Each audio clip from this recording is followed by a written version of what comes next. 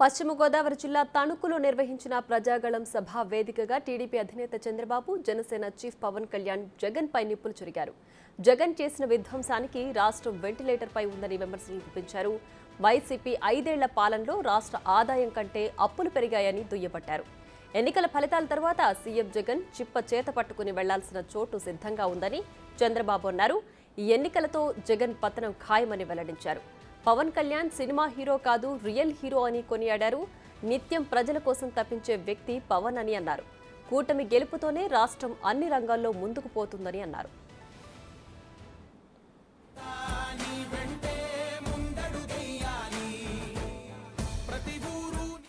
తణుకు సభ సాక్షిగా చెప్తున్నా,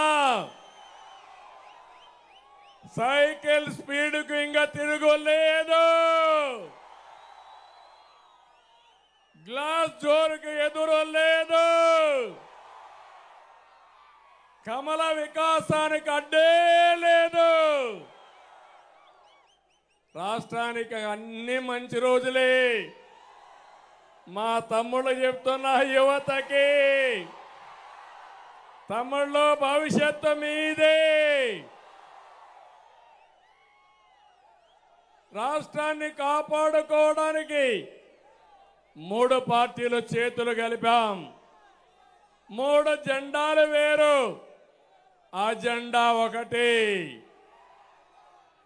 అదే సంక్షేమం, అదే అభివృద్ధి, ప్రజాస్వామ్య పరిరక్షణ అని చెప్పి మరొకసారి మీకు తెలియజేస్తున్నా. 2014లో విభజన కష్టాల నుంచి రాష్ట్రాన్ని గట్టెక్కించేందుకు 3 పార్టీలు కలిశాం. ఈరోజు మళ్ళీ కలుస్తున్నాం. జగన్ కబంధ హస్తాల నుంచి రాష్ట్రాన్ని కాపాడుకోవడానికి సిద్ధమా తమ్ముళ్ళు అని మిమ్మల్ని అడుగుతున్నా. కలిసింది మామూలు వ్యక్తులు కాదు. అనుభవం నేను, తపనున్న పవన్ కళ్యాణ్ గారు, దేశాన్ని ప్రపంచ పటంలో పెట్టాలని, నెంబర్ 1 దేశంగా తయారు చేయాలని పనిచేసే నరేంద్ర మోడీ గారు కలిశాం. పవన్ కళ్యాణ్ గారు ఒక సినిమా హీరోనే కాదు, కోట్ల రూపాయల ఆదాయాన్ని వదులుకొని సుఖమైన సినిమా జీవితాన్ని వదులుకొని ప్రజల కోసం నిలబడ్డ నిజమైన hero power star Pawan Kalyan గారు. అక్రమాలను ప్రశ్నించడం కోసం పవన్ నిలబడ్డాడు. ప్రజల తరపున గళం వినిపించడం కోసం, ప్రశ్నించడం కోసం నిలబడిన పవన్ కళ్యాణ్ గారిని అభినందించమని మిమ్మల్ని అందరినీ కోరుతున్నా. ఈ క్రమంలో పవన్ కళ్యాణ్ గారి పైన వైసీపీ దారుణంగా వ్యక్తిగత దాడి చేశారు. అయినా అనేక అవమానాలని, దాడుల్ని తట్టుకొని నిలబడినటువంటి పోరాట యోధుడు పవన్ కళ్యాణ్ గారని చెప్పి నేను మీకు తెలియజేస్తున్నా. తణుకు నుంచి 5 కోట్ల మందిని అడుగుతున్నా. తణుకులో ఉండే మిమ్మల్ని అడుగుతున్నా, సూటిగా అడుగుతున్నా. ప్రజలారా, మీకు విధ్వంస పాలన కావాలన్నా, అభివృద్ధి పాలన కావాలన్నా ఆలోచించండి. సంక్షేమ పాలన కావాలన్నా, సంక్షోభ పాలన కావాలన్నా ఆలోచించండి. మీ బిడ్డలకు ఉద్యోగాలు కావాలన్నా, గంజాయి డ్రగ్స్ కావాలన్నా ఆలోచించమని కోరుతున్నా. మీ ఆస్తులకు రక్షణ కావాలన్నా, భూమి మాఫియా కావాలన్నా ఆలోచించమని కోరుతున్నా. నడుములు ఇరిగి దారుణమైన రోడ్లు కావాలన్నా, రహదారి భద్రత కావాలన్నా ఆలోచించండి. 10 రూపాయలు ఇచ్చి 100 రూపాయలు దోచేసే దొంగలు కావాలన్నా, మీ సంపద పెంచి కూటమి కావాలన్నా మీరే ఆలోచించమని మిమ్మల్ని కోరుతున్నా. సచివాలయాన్ని తాకట్టు పెట్టి అప్పులు తెచ్చేవాళ్ళు కావాలా, సంపద సృష్టించే పార్టీలు కావాలని ఆలోచించమని కోరుతున్నా. ఆడబిడ్డలు మీరు కూడా ఆలోచించండి. ధరల బాధలు కావాలన్నా, దోపిడీ లేని పథకాలు కావాలనో మా ఆడబిడ్డలు కూడా ఆలోచించుకోవాల్సిన అవసరం ఉంది. ఈరోజు యువత పవర్ చూసా. ఈ యువత పవర్ చూస్తే మీరు గాని కన్నెర్ర చేస్తే జగన్మోహన్ రెడ్డి ఎక్కడికి పారిపోతాడు? ఎక్కడికి పారిపోతాడు? లండన్కి పారిపోతాడు. మీరు కన్నెర్ర చేస్తే ఎక్కడికి పోతాడు? మా తమ్ముడు చెప్తున్నాడు, చేతుల్లో చెప్పబట్టుకొని ఎక్కడికి పోతాడో ఇప్పుడే నేను చెప్పను. అది చేసి చూపిస్తాం. నేను పవర్ స్టార్ పవన్ కళ్యాణ్ గారు. మరోవైపు పవన్ కూడా తనదైన శైలిలో వైసీపీపై వాగ్బాణాలు సంధించారు. రైతులు ధాన్యం మొలకెత్తిందని వేడుకుంటుంటే బూతులు తిట్టిన మంత్రిని తొక్కి పాతాళానికి పంపాల్సిన సమయం వచ్చిందని పవన్ ఫైర్ అయ్యారు. సివిల్ సప్లైస్ మంత్రి ఆయన కుమారుడి అరాచకాలతో ప్రజలు అవస్థలు పడుతున్నారని ఆరోపించారు. అటు ఇరిగేషన్ మినిస్టర్ డాన్సులకే పరిమితమయ్యారని విమర్శించారు. ప్రతిపక్ష ఓటు చీలకుండా జగన్ ఓటమి కోసమే తగ్గాల్సి వచ్చిందని వెల్లడించారు.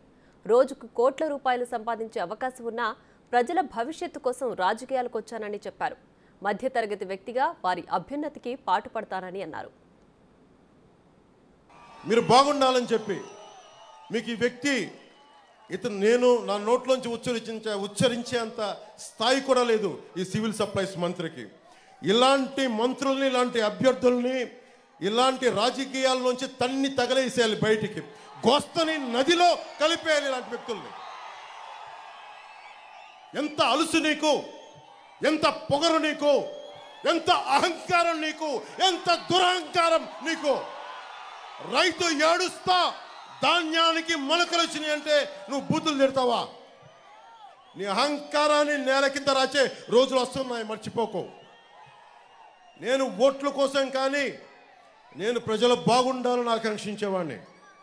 25 సంవత్సరాలు రోజుకి కోట్లు తీసుకోగలిగే సత్తా ఉన్నవాడిని. ఇవన్నీ పక్కన పెట్టి ఒక సమూహం కావాలి. ఒక నదికి, ఒక దేశానికి ఒక నది చాలదు, ఒక దేహానికి ఒక రక్తనాళం సరిపోదు. అలాంటి 5 కోట్ల మంది ప్రజలకి ఒకళ్ళిద్దరు నాయకులు సరిపోరు. 3 పార్టీల బలమైన నాయకత్వం కావాలి. కేంద్ర నాయకత్వం సహాయ సహకారాలు ఉండాలి. చంద్రబాబు గారి అనుభవం కావాలి. మన జన సైనికుల వాడి జోడి మన బలంగా ముందుకు తీసుకెళ్ళగలిగే పోరాట శక్తి కావాలి. ఆ పోలవరం ప్రాజెక్ట్ ఇరిగేషన్ ముఖ్యమంత్రి డ్యాన్సులు చేస్తూ ఉన్నాడు. ఓలమ్మి తిక్కరేగిందా, ఒళ్ళంతా తిమ్మిరెక్కిందా అని చెప్పి ఇలాంటి పాటలకి డ్యాన్స్ ప్రాక్టీస్ చేస్తూ ఉంటాడు. రీహాబిలిటేషన్ ఏమైంది, పునరావాసం కల్పించారా లేదా అంటే అబ్బని తెయ్యని దబ్బా ఎంత కమ్మగా ఉందరా అబ్బా అని చెప్పి అతను దాని మీద డ్యాన్స్ ప్రాక్టీసులు చేస్తూ ఉంటాడు. మనకి మంత్రులు బూతులు తిట్టేవాళ్ళు, ఇక్కడ మంత్రిలాగా దాడులు చేసేవాళ్ళు, డ్యాన్సులు చేసేవాళ్ళు వైసీపీ క్యాబినెట్లో ఉన్నారు. ఇంతమంది ఈరోజు నేను మీకోసం చప్పట్లు కొట్టించుకోవడానికి రాలేదు. మీకోసం మేమందరం నిలబడడానికి వచ్చాం. ఇక్కడికి తగ్గాం మేము. చంద్రబాబు గారు తగ్గారు. ఒక బలమైన వ్యవస్థాపక బలం ఉండి కూడా ఆయన తగ్గారు. జగన్ క్లాస్ వార్ అని మాట్లాడతాడు. క్లాస్ వార్ అంటే అర్థం ఏంటి? డబ్బున్నాడు పేదవాడిని దోచుకు తింటాం, డబ్బున్నవాడు కష్టపడేవాడిని దోచుకు తింటాం.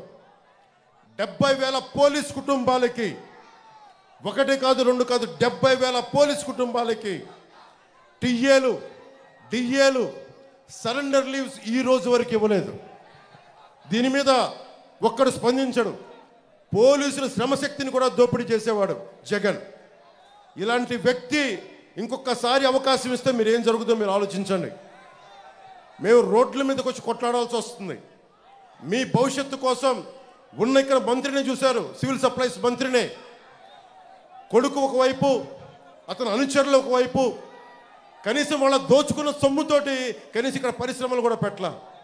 ఎక్కడో తెలంగాణలో బాలానగర్లో ఇక్కడ కూర్చొని స్టీల్ ఫ్యాక్టరీలు పెట్టుకున్నారు. అక్కడికి వెళ్ళి ఇక్కడ దోచేసిన డబ్బుతోటి, ఇక్కడ టీడీఆర్ బాండ్లతోటి దోచేసిన డబ్బుతోటి వెళ్ళి తెలంగాణ హైదరాబాద్లో బాలానగర్లో ఫ్యాక్టరీలు పెట్టుకున్నారు.